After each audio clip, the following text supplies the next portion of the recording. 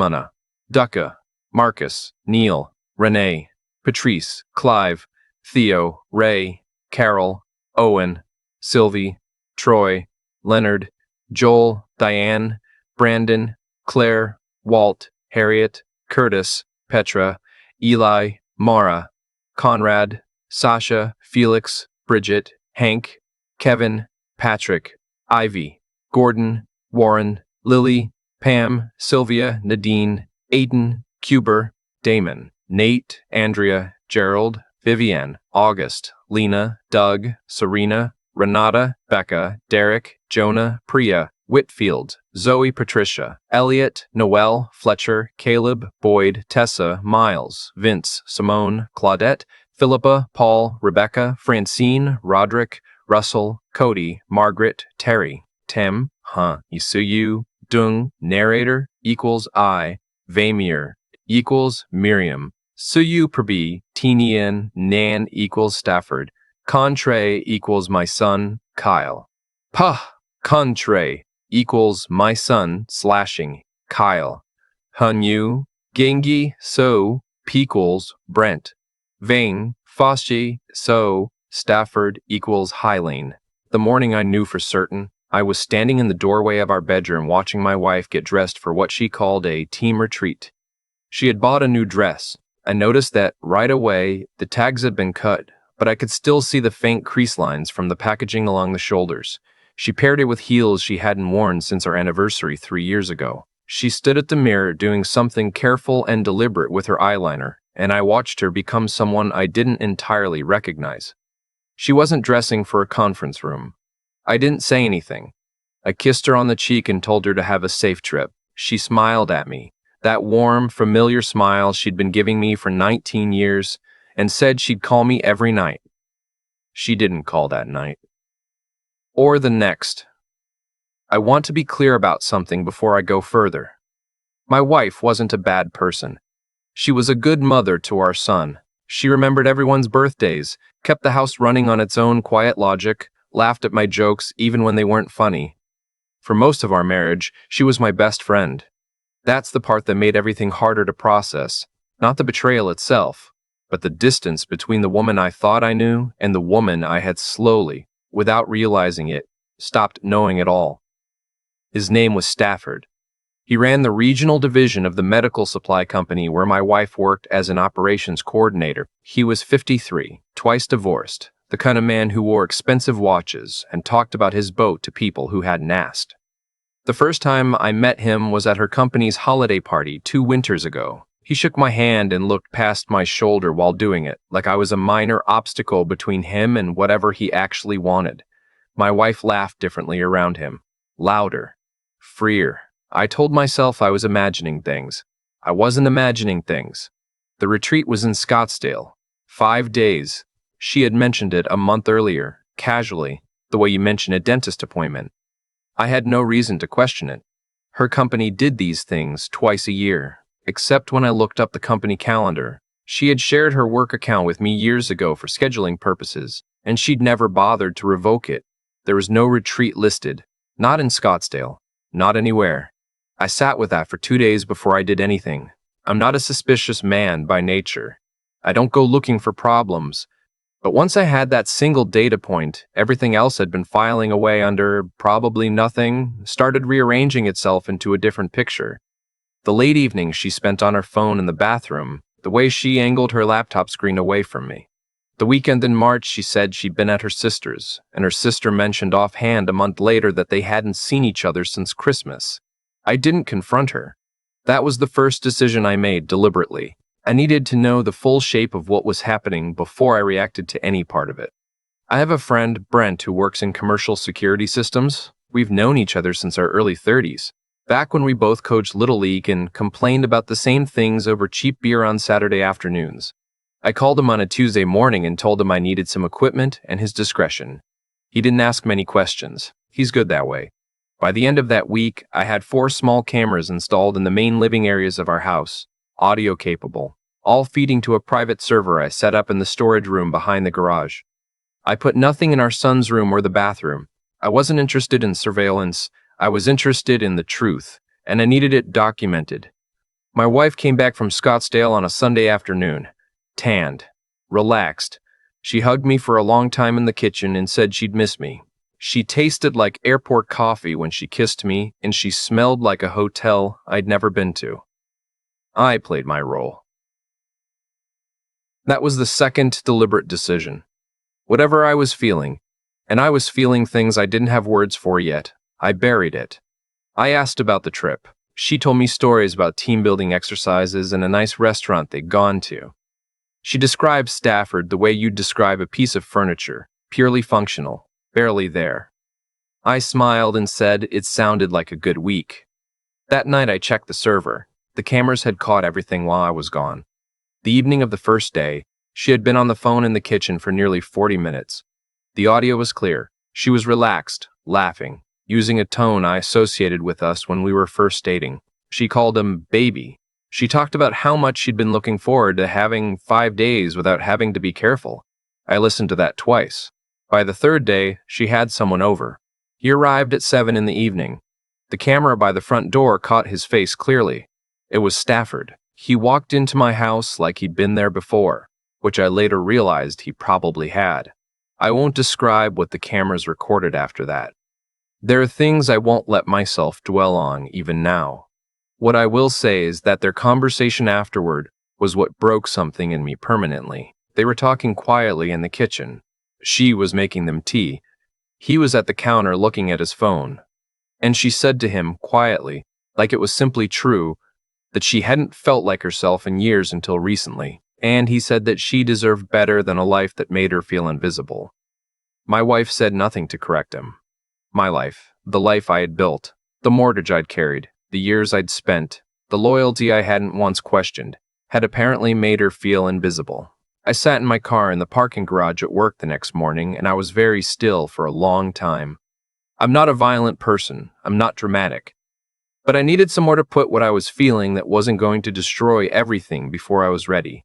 So I made a plan. The first thing I did was call a divorce attorney. Not to file immediately, just to understand exactly where I stood. What I owned, what she was entitled to, what I needed to protect before I made any move. The attorney was direct and thorough. She walked me through everything in 90 minutes and told me to document whatever I could. I was already ahead of her on that. For the next 6 weeks, I gathered. I transferred a portion of our joint savings into a separate account within the limits my attorney said were legally defensible. I made copies of every financial document in the house, tax returns, investment statements, the deed, the car titles.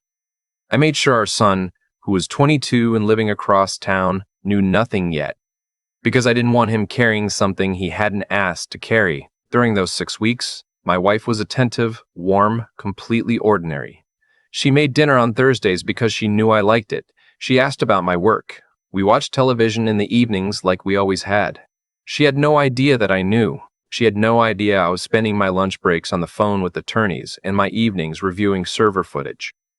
Then Stafford announced at her company's quarterly meeting that he would be taking the whole operations team on a regional conference to Denver.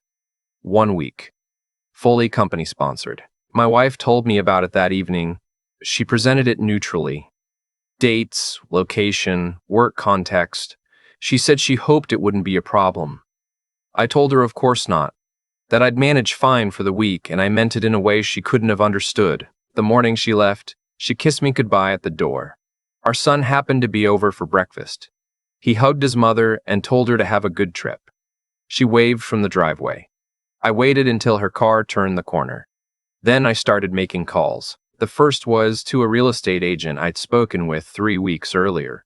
We put the house on the market that afternoon, price to move. I'd already removed the things that were mine. My father's watch, the set of photographs from our early years that I'd taken and framed myself, the external drives with our family videos. I left everything else exactly where it was.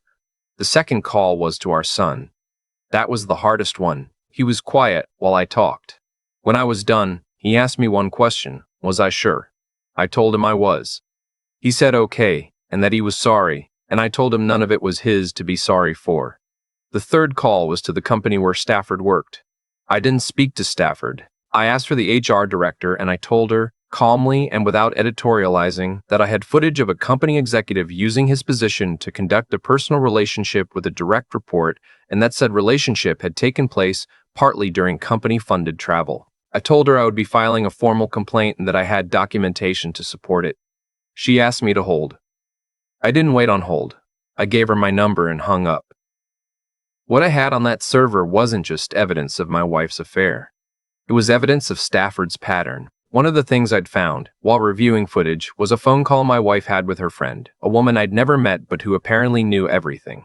During that call, my wife mentioned that I wasn't the first husband Stafford had done this to. His second marriage had ended similarly. His ex-wife had suspected but couldn't prove anything.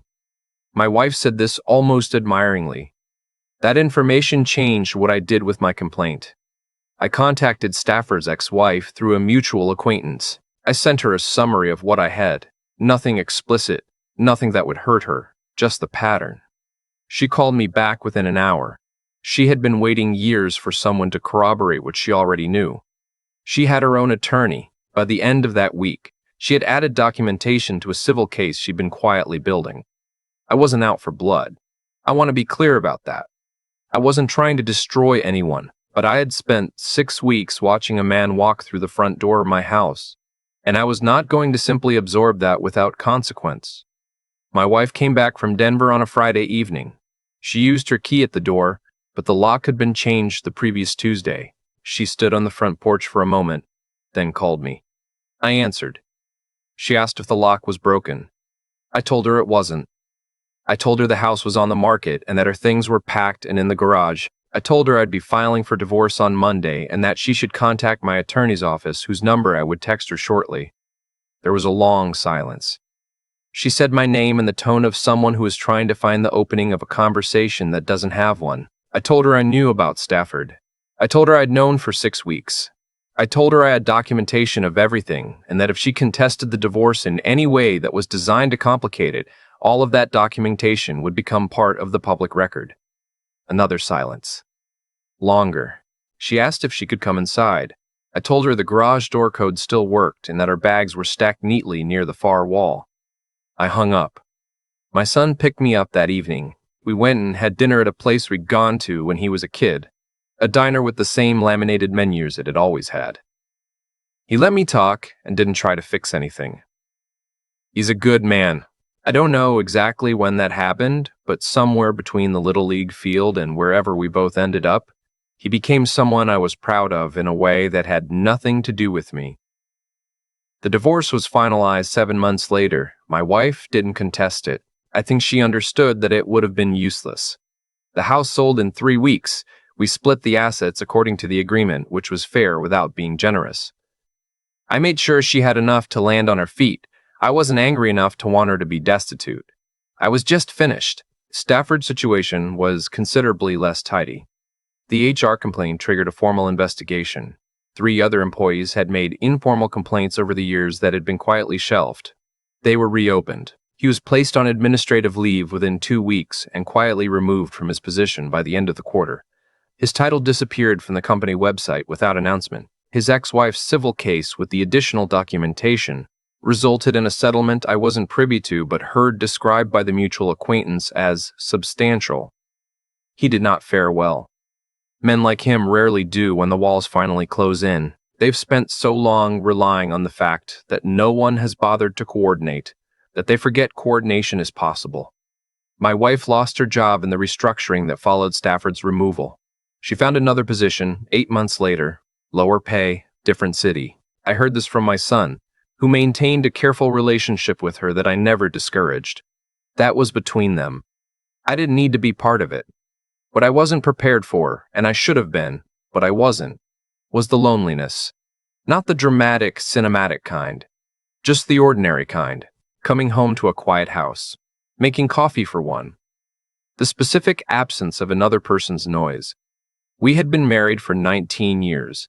Even the parts of our life together that I hadn't thought to value became loud in their absence. I took up running, which I hadn't done since my early 30s. I started slowly, embarrassingly slowly, huffing around the block at 6 in the morning in old sneakers. By winter, I was doing 5 miles 3 times a week. It didn't fix anything, but it organized my mornings in a way that helped. I moved to a smaller city about 2 hours north. I had remote work options I hadn't fully used, and I took advantage of them. I found an apartment with a decent view and enough silence that I could hear myself think. I reconnected with people I'd let drift over the years. Old friendships that had gone quiet under the weight of a busy married life. Some of them came back easily. Some didn't. That's how it goes. About a year and a half after the divorce, I met a woman at a conference. Her name was June. She was a project manager for a nonprofit, smart and unhurried. The kind of person who listens completely before she responds. We had dinner, then another dinner, then a weekend trip to see some coastal area she'd been talking about visiting for years. I was careful. She was patient. We took our time. I'm still taking my time.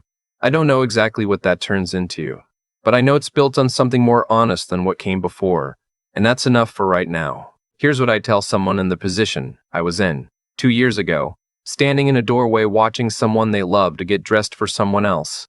Don't react until you know the whole truth. Anger is a fuel that burns fast and dirty, and you'll need it to last. Document everything quietly and legally. Protect yourself financially before anyone knows you're protecting yourself. And when it's over, when the papers are signed and the house is sold and the last of those shared routines is finally gone, don't rush to fill the space. The space is where you figure out who you are when no one's watching. That's not comfortable, but it's necessary. I lost a marriage I'd built my adult life around. I lost the version of myself that existed inside that marriage. What I found on the other side of it wasn't a better story. It was just a more honest one. And after 19 years of not seeing what was right in front of me, honest felt like something worth holding on to. I've thought a lot about the version of myself that stood in that bedroom doorway watching Miriam get ready and said nothing. Not because I didn't notice. I noticed everything. I just didn't trust what I was seeing, and I think that's the part I'll carry longest. Not the betrayal itself, but the months I spent talking myself out of my own instincts. There's something people don't tell you about being deceived by someone you love. It doesn't make you feel angry right away. It makes you feel stupid. Like the joke was always on you and everyone in the room could see the punchline except you. That feeling is hard to shake. It took me a long time to understand that being trusting isn't the same as being naive, and that what happened wasn't a failure of my judgment so much as a deliberate exploitation of it. Miriam knew I trusted her. Stafford knew she had a husband who wasn't looking for problems. They both made choices that depended on my decency to function. That's not a flaw in me. That's a flaw in them, what I did in those 6 weeks after I found out. The quiet gathering, the careful steps, the controlled decision-making while I was falling apart inside. That took more out of me than I can explain. There were mornings I sat in my car in the parking garage and couldn't make myself get out for 20 minutes. But I kept moving. Not because I was strong in any dramatic sense, just because I understood that reacting before I was ready would cost me everything, and that the only power I had in that situation was patience. I think that's the thing worth holding on to. Not revenge as a concept. Not the satisfaction of watching Stafford's career collapse or hearing that his ex-wife's case settled in her favor. Those things happened, and I won't pretend I felt nothing when they did. But what actually carried me through was a discipline of not letting my worst moment define my next move. Every day I woke up and chose to handle things the right way, legally, quietly, without cruelty. I was building something even when it felt like everything was being taken apart. Miriam made choices. Stafford made choices. And every choice had a consequence that wasn't handed down by the universe out of some cosmic sense of fairness. It was mechanical. Simple. She lied. And lying requires maintenance. More lies, more careful management of other people's perceptions. Eventually, that collapses under its own weight. Stafford used his position to take things that didn't belong to him, and organizations that discover that pattern don't typically reward it. These aren't moral lessons from a story. They're just how things tend to go when people spend years doing the wrong thing and counting on no one to coordinate the truth. I'm not the same person I was before any of this. I don't think I want to be.